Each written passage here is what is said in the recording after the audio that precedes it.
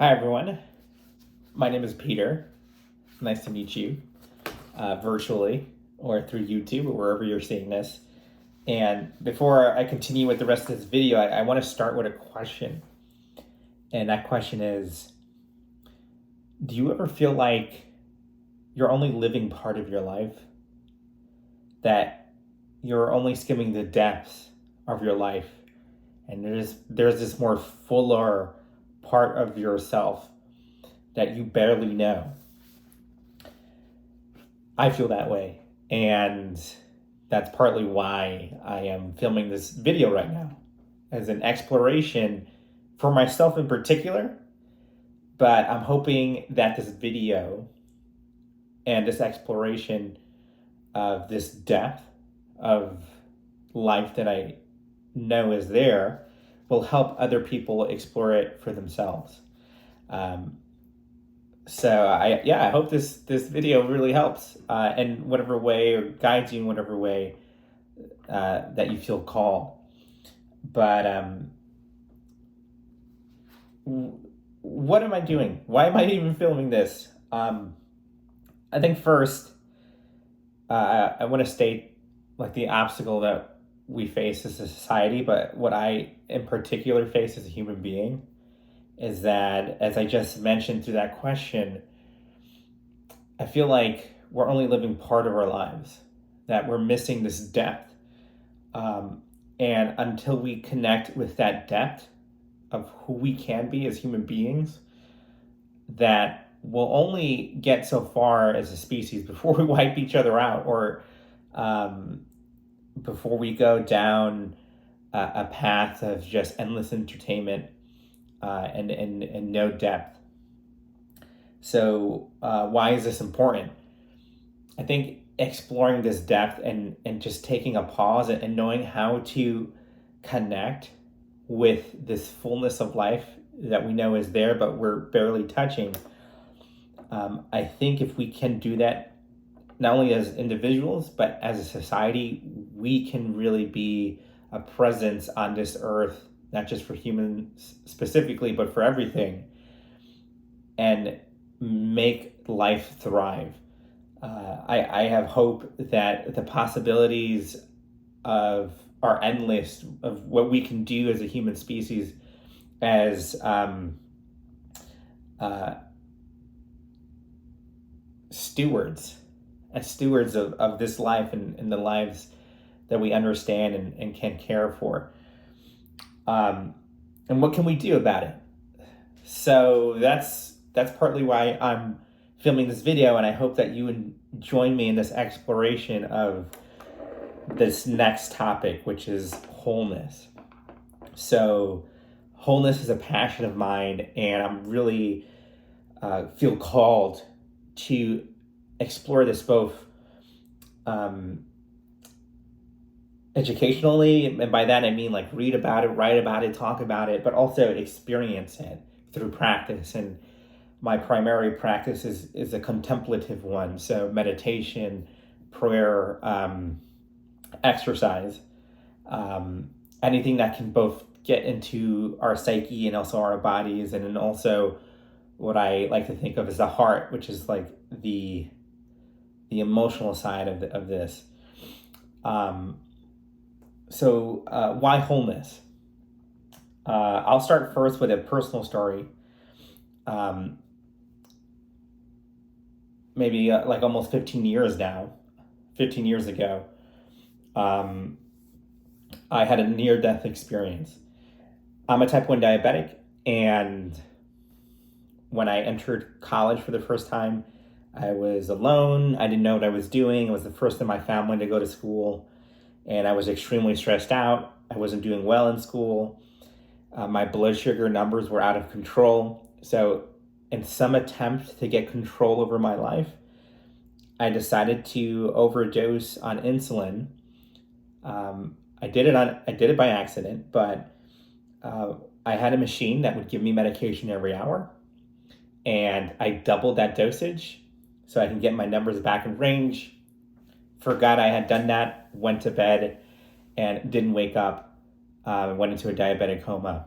and I was out for over a day and a half. And luckily, my sister had found me and called the paramedics, and they revived me. And that day and a half I was out, it was an experience that both comes back to me in fleeting moments, but also has shown me that there is this wholeness, this depth to life that I just barely touched and know that is out there. And I think the reason why I'm here today is both luck, because my sister came in and saved my life, but also, like I said, a passion and a drive to explore what I had experienced and help other people get there as well, this wholeness in their life. And when I was out, when I was in that coma, I had these intense experiences of joy, just like I feel like I was melting, but also these intense like fear, anxiety, like just terrifying moments. And what made the terrifying moments even more terrifying was that I couldn't move, and I was trying to wake up, but my body I could not lift my head, I couldn't lift my arms, and I was stuck there, so I'm extremely grateful for my sister for finding me. But that moment of both intense joy and intense pain and suffering had shown me that there's something much bigger out there. And I don't know what that thing is, but I'm extremely interested in exploring it because these feelings of that just intense joy, that just awe, like melting, and I it comes back to me like fleetingly. And when I like watching the sunset, or just me walking down the street suddenly, I just get into this like warm, safe place, and I just feel taken care of. And then at the same time, I panic and just freak out for things about things, and I get really scared. So I want to explore these emotions and these feelings, and the reason why wholeness is really interesting to me is because from my exploration and what I've learned from these great masters, both masters from many, many years ago and then masters of today, this is what I've written down so far of what I've learned from them, and that is wholeness is knowing your preciousness in the midst of joy and difficulty. It's a grounding in a peace that's not dependent on the conditions of this world. That one line, I have to shout out Jim Finley. He's someone I really enjoy reading and listening to, and I haven't studied directly with him, but a lot of what he says really sparks that depth and fullness that I think I'm searching for. So Jim Finley really inspires a lot of what I'm reading and writing. But to continue, so yeah, it's this preciousness that you are everything that you need to be. There's nothing else that you need, because you're simply alive, and you're in the presence of both this joy and this suffering, but there is this groundedness, there's this peace that's not dependent on those conditions of joy or avoiding pain. And a lot of this also sounds a little bit like Buddhism too, if you're familiar with Buddhism. So it's the acknowledgement and befriending of our imperfectness, our brokenness. I learned from Richard Rohr, who's another person I like to study a lot. He explains about the Navajo practice of making, I believe it was blankets or rugs, and they purposely make an imperfection in their rugs or their blankets, because from what I understand, their idea of perfection is not the avoidance or elimination of imperfection, but instead is the incorporation of the imperfect. And I thought that was beautiful. So I learned that from Richard Rohr. He had said he learned that from the Navajo, but I think that's a core element of wholeness. And so returning to this. It's the acknowledgement and befriending of our imperfectness, our brokenness, and through spiritual practice and community to put the brokenness back together, bound by love that shines like gold to form a complete wholeness. So it's a little poetic, and I don't know if it really gets at what wholeness really is, because I do think that wholeness is more of an experience than anything else.